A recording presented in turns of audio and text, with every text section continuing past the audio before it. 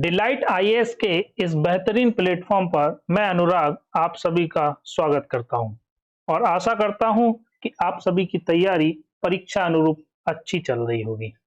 सबसे पहले मैं आप सभी को आजादी की 75वीं वर्षगांठ की बहुत बहुत शुभकामनाएं देता हूं और आप सभी से आग्रह भी करता हूं कि सरकारें तो अपने स्तर पर काम कर ही रही हैं, पर हम लोग भी व्यक्तिगत स्तर पर भारत को आगे ले जाने का प्रयास करें।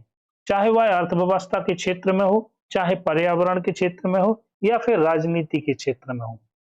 हम स्वच्छता के माध्यम से भी भारत की तरक्की में अपना योगदान दे सकते हैं। दोस्तों, आज हम बहुत ही महत्वपूर्ण टॉपिक के बारे में बात करने वाले हैं। चूंकि यह टॉपिक भारत की राजनीति से जुड़ा है, इसीलिए यह परीक्षा की दृष्टि से तो महत्वपूर्ण है ही, परंतु एक नागरिक होने के नाते हमें यह पता होना चाहिए कि भारत की राजनीति इन 75 वर्षों में कहाँ खड़ी है। दोस्तों, आप सभी लोग जानते हैं कि अंग्रेजों ने लगभग 200 वर्षों तक भारत को लूटा व सांस्कृतिक, सामाजिक, आर्थिक विभिन्न आधारों पर भारत के लोगों का शोषण भी किया। इन 200 वर्षों में हमने बहुत संघर्ष व बलिदान दिया, तब जाकर हम 15 अगस्त 1947 को आजाद हुए।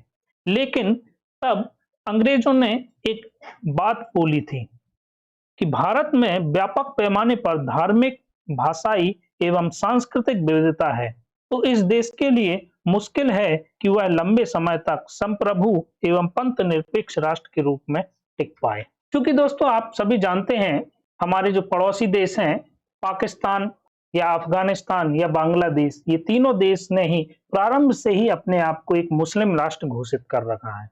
लेकिन वहीं दूसरी ओर भारत की बात करें तो भारत स्वयं को धर्मनिरपेक्ष राष्ट्र के रूप में स्थापित करता है। भारत का संविधान में यह स्पष्ट वर्णित है। तो अंग्रेजों के उस समय का जो मत था, उस मत को लेकर लगभग सभी देश एकजुट थे कि वास्तव में चाहे अर्थव्यवस्था के क्षेत्र में हो, चाहे राजनीति के क्षेत्र में हो, चाहे एकता व अखंडता के क्षेत्र में हो, भारत ज्यादा दिन तक टिक नहीं पाएगा और लगभग भारत का विखंडित होना तय है। पर क्या इन 75 वर्षों में हुआ? नहीं हुआ। इन 75 वर्षों में भारत ने संपूर्ण विश्व को बतला दिया कि भारत ने जो संकल्प लिया आजादी का, वह उसने हासिल करके ही सांस ली। वहीं भारत ने जो संकल्प लिया संप्रभुता, अखंडता, एकता का, वह भी आज भी वैसे ही सिद्ध होते हुए नजर आ रहा है। तो इन 75 वर्षों में आज हम आजादी का अमृत महोत्सव भी मना रहे हैं। इन 75 वर्षों में ऐसे कौन से क्षेत्र हैं जिसमें भारत ने अपना परचम नहीं लहराया हो? राजनीतिक तौर पर आज हम बहुत ही गंभीरता पूर्वक चर्चा करेंगे। तो चलिए आज स्टार्ट करते हैं। सबसे पहले राजनीति के क्षेत्र में यदि हम बात करें तो राजनीति के क्षेत्र में जो भारत की सबसे महत्वपूर्ण विशेषता है, वह है लोकतंत्र। भारत का जो लोकतंत्र है, वह भारत की सबसे महत्वपूर्ण विशेषता है। आप सभी जानते हैं, अमेरिका सबसे पुराना लोकतंत्र है और भारत सबसे बड़ा लोकतंत्र है। इसी लोकतंत्र के आधार पर, इस मजबूत लोकतंत्र के आधार पर जब भी वैश्विक मंचों पर लोकतंत्र की चर्चा होती है, तो भारत का वहां पर उपस्थित होना या कहें कि भारत के बारे में बात होना स्वाभाविक सी बात है। और चूंकि विश्व का सबसे बड़ा हो लोकतंत्र होने के नाते संयुक्त राष्ट्र की सुरक्षा परिषद, जिसे हम यूएनएससी कहते हैं, उसमें भारत का स्थायी सदस्यता का दावा और भी मजबूत हो जाता है। ठीक है। वहीं यदि हम बात करें तो लोकतंत्र को मजबूत करने के लिए संविधान के लागू होने के साथ ही हमारे देश में क्या हुआ?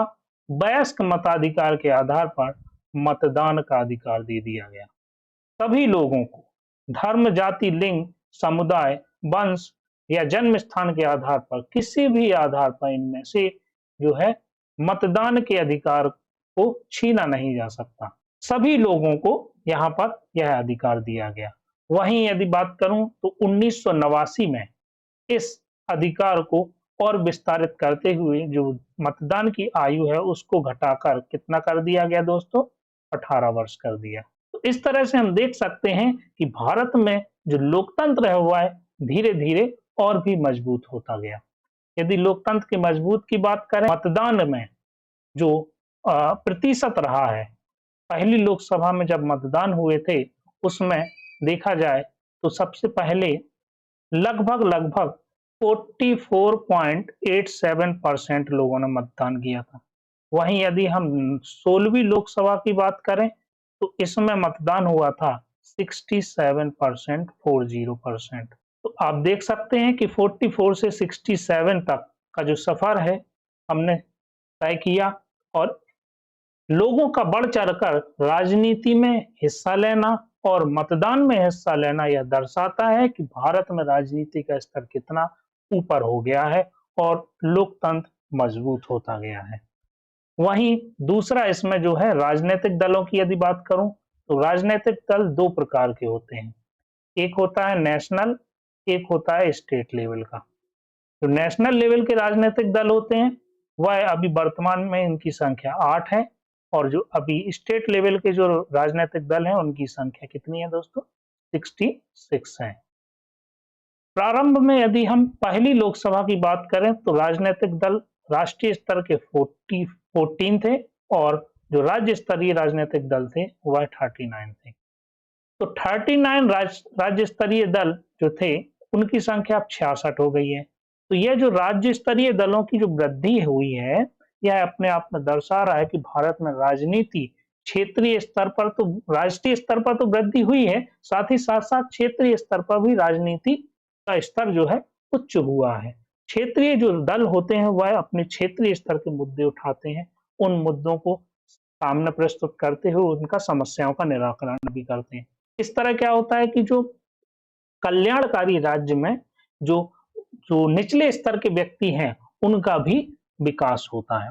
इस तरह से राज्य स्तरीय दल क्या करते हैं, भारत की राजनीति में क्षेत्रीय लोगों को राजनीति में भागीदारी को संभव बनाते हैं। इसलिए राजनीतिक दलों का उद्भव भारत के लोकतंत्र और भारत की राजनीति में महत्वपूर्ण योगदान दे रहे हैं। वहीं यदि हम अगले पॉइंट में महिला प्रतिनिधित्व की बात करें, महिलाओं का प्रतिनिधित्व जैसे आजादी में महिलाओं का योगदान रहा, उसी तरह भारत की राजनीति में भी महिलाओं का योगदान धीरे-धीरे बढ़ रहा है। यदि कुछ डेटा की बात करूं, तो पहली लोकसभा में जो महिलाओं का प्रतिनिधित्व था, वह लगभग 24 महिलाएं पहली लोकसभा में थी और अभी 16वीं लोकसभा में 68 महिलाएं थी और अभी जो वर्तमान लोकसभा 17वीं लोकसभा चल रही है, उसमें कुल 81 महिलाएं हैं आज की तारीख में। तो ये आप देख सकते हैं कि जो 1951-52 से लेके 2019 में जो चुनाव हुए, यहाँ से महिलाओं का जो प्रतिनिधित्व है, वह कितना परसेंट बढ़ गया दोस्तों? 300% बढ़ गया। तो महिलाओं का राजनीति में जो योगदान दिया जा रहा है, वह अपने आप में बहुत ही सराहनीय है। क्योंकि यदि महिलाओं को अवसर दिए जाएं, तो जल्द ही आखिर 1947 के पहले भी भारत आत्मनिर्भर भी हो सकता है और विकसित भारत भी हो सकता है। इसीलिए महिलाओं के प्रतिनिधित्व के बारे में, महिलाओं के प्रतिनिधित्व को बढ़ाने के लिए हमारी सरकार निरंतर भी प्रयास कर रही है। इसमें जो हमारा अगला पॉइंट आता है, वह आता है सहकारी संघवाद। सहकारी संघवाद की यदि बात करूं, तो आप सभी को पता है कि हमारा जो संविधान है, वह संघीय स्ट्रक्चर, फेडरल स्ट्रक्चर को मान्यता देता है। सहकारी संघवाद का आशय होता है कि केंद्र और राज्य मिलकर आपस में आपसी समन्वय से भारत के कल्याण के लिए काम करें। परंतु आज की तारीख में जरूरत है सहकारी प्रतिस्पर्धात्मक संघवाद की। इसका आशय है कि राज्य और केंद्र के बीच में संबंध तो अच्छे हों ही, राज्य आपस में प्रतिस्पर्धात्मक वातावरण में भारत के विकास के लिए कार्य करें। इससे होगा क्या? भारत की राजनीति का स्तर तो बढ़ेगा ही, साथ ही साथ हम 2047 तक आत्मनिर्भर भारत और विकसित भारत का सपना भी पूरा कर लेंगे। इसी दिशा में भारत सरकार ने कदम बढ़ाते हुए योजना आयोग की जगह 2015 में नीति आयोग का गठन किया। जिसका पूरा नाम है national institute for transforming India. ठीक है, इस तरह से नीति आयोग के माध्यम से भारत में सहकारी संघवाद के साथ साथ सहकारी प्रतिस्पर्धात्मक संघवाद की भी आवश्यकता है। अभी तक हमने चर्चा करी कि 1947 से लेके 2022 तक 75 वर्षों में जो भारत की राजनीति है उसका क्या स्तर है, कौन कौन से विशेषताएं हैं जिन पर हम भारत की राजनीति कहाँ खड़ी है यह देख सकते हैं। ठीक है, तो इसके बाद हमारा जो इसमें आप लोगों के लिए एक प्रश्न है कि निम्नलिखित में से किस संशोधन ने मतदान की आयु को 21 वर्ष से घटाकर 18 वर्ष कर दिया। आप लोगों के ऑप्शन है 52वां संविधान संशोधन, 61वां संविधान संशोधन, 73वां संविधान संशोधन और 69वां संविधान संशोधन।